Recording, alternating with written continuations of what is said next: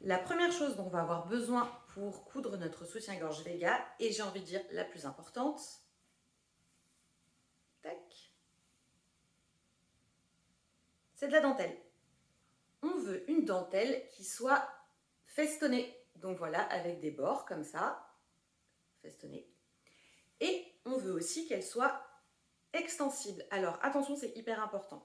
Vous voulez que votre dentelle, elle ait de l'élastane dedans, donc qu'elle soit stretch. Parce que les dentelles, de par la manière dont elles sont fabriquées, elles ont toujours une petite élasticité mécanique, même si elles n'ont pas d'élastane dedans. Cette élasticité-là, elle n'est pas suffisante pour le modèle qu'on veut réaliser. Ensuite, une fois que vous avez trouvé une dentelle qui vous plaît, vous vous dites « Ok, super, il y a de l'élastane dedans », on va vérifier qu'elle a la bonne largeur.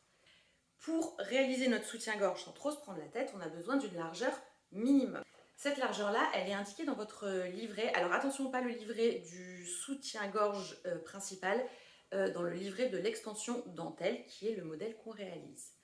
Donc à la page tissu et fourniture, vous avez un petit tableau là, ici, tac. Donc vous regardez, selon la taille que vous confectionnez, quelle largeur il vous faudrait idéalement. Donc moi, vu que je fais un 90C, je regarde et il me faut une dentelle de 20 cm. Ça tombe super bien parce que c'est celle que j'utilise. Si jamais votre dentelle, elle est trop petite pour la taille que vous faites, on ne panique pas. Il y a des solutions. Je vais vous montrer dans une prochaine vidéo comment vous allez pouvoir rallonger votre galon si jamais il est un petit peu trop court pour votre patron. Alors attention, quand je dis un peu trop court, évidemment si votre galon il fait 5 cm et que votre patron il vous dit que vous avez besoin de 27 cm, on va avoir un petit peu des problèmes. Par contre, si vous avez un galon de 18 cm et qu'il vous manque 4-5 cm, on va s'en sortir. La prochaine matière dont on a besoin pour coudre notre soutien-gorge, c'est de la doublure. Déjà, on a besoin d'une doublure pour rajouter un petit peu de maintien, pour faire des finitions vraiment nickel, et aussi pour que ce soit plus confortable au porté, parce que si on a la peau un peu sensible, des fois la dentelle, c'est pas super confortable. Donc en doublure, si vous êtes dans la gamme de taille 1, vous allez prendre du tulle extensible. Moi, j'ai celui-là, il est bien stretch dans les deux sens. Si vous êtes dans la gamme de taille 2, vous pouvez aussi utiliser du tulle stretch en doublure de votre soutien-gorge. Vous pouvez également utiliser ce qu'on appelle du power net. C'est un tulle stretch aussi, mais il a beaucoup plus d'élastane à l'intérieur, donc ça le rend plus dense et plus résistant. Le power net, il existe en différentes variétés. Vous avez du light, du medium et du strong. Donc le light, il est plus léger et plus fin que le strong. Là, j'ai du PowerNet Light. Moi, je trouve qu'il est très bien en doublure de soutien-gorge parce qu'il est suffisamment résistant pour vous apporter du maintien. Il n'est pas non plus super épais comme le Strong, donc ça reste plus léger, plus confortable pour une doublure. Alors maintenant, on va vérifier que votre tulle, il est assez doux pour servir de doublure pour votre soutien-gorge. Donc, on va faire un petit test. C'est que vous prenez votre tissu et vous venez le frotter sous votre nez. Alors, je sais, c'est un peu bizarre, mais en fait, la peau là sous votre nez, elle est extrêmement sensible et du coup, en fait, si ça vous gratte et que ça vous irrite ici sous votre nez, ça va aussi vous irriter quand vous allez porter votre soutien-gorge. Si vous trouvez que c'est suffisamment doux ici, vous n'avez pas de problème, vous pouvez l'utiliser en doublure de votre soutien-gorge. On passe maintenant aux élastiques. Le premier élastique dont vous allez avoir besoin, c'est de l'élastique pour le décolleté du soutien-gorge. Pour cette partie-là, on veut un élastique qui soit fin et qui soit souple. Parce que sa fonction, à lui, ça va être simplement de soutenir votre dentelle.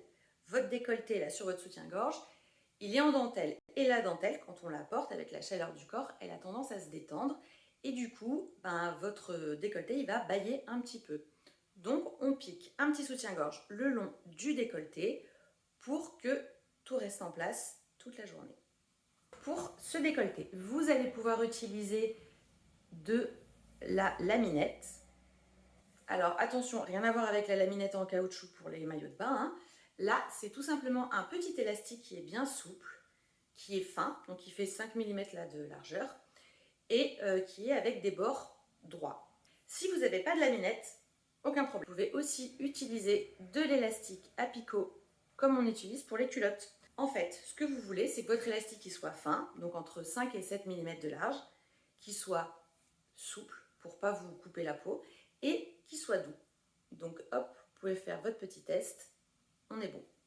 Deuxième élastique dont vous allez avoir besoin pour votre soutien-gorge, c'est un élastique qu'on va utiliser pour les sous-bras du soutien-gorge et pour la bande sous-poitrine. On va prendre ce qu'on appelle un élastique à picot. Donc c'est un élastique avec un petit bord décoré, comme ça, voilà. Ou encore, comme ça. Cet élastique-là, vous voulez qu'il soit un petit peu plus ferme que votre élastique pour les culottes et idéalement qu'il ait une face un petit peu douce là en velours, comme ça. Tout simplement parce que c'est plus confortable et que souvent ça veut dire que votre élastique est de meilleure qualité. Ensuite, cet élastique-là, vous n'allez pas prendre n'importe quelle largeur. Si vous êtes dans la gamme de taille 1, vous allez prendre un élastique de 10 mm de large. Et si vous êtes dans la gamme 2, vous allez prendre un élastique de 15 mm de large. Parce que généralement, plus les élastiques sont larges, meilleur est le maintien. 15 et 10. Le troisième et dernier élastique dont vous allez avoir besoin pour votre soutien-gorge, c'est de l'élastique à bretelles. L'élastique à bretelles, il est beaucoup plus dense et il est beaucoup plus résistant que tous les autres élastiques que vous allez utiliser pour votre soutien-gorge. Donc, on ne fait jamais de bretelles avec un autre élastique que l'élastique à bretelles et on n'utilise jamais d'élastique à bretelles pour faire autre chose que des bretelles. Là encore, la taille de votre élastique, elle va dépendre de la taille que vous confectionnez. Donc, pour la gamme de taille 1, vous allez prendre un élastique de 10 mm et pour la gamme de taille 2, vous allez prendre un élastique de 15 mm de large. Et pour terminer, on a les petites fournitures. Pour Vega, vous allez avoir besoin de 2 régleurs à bretelles et de 2 anneaux à bretelles.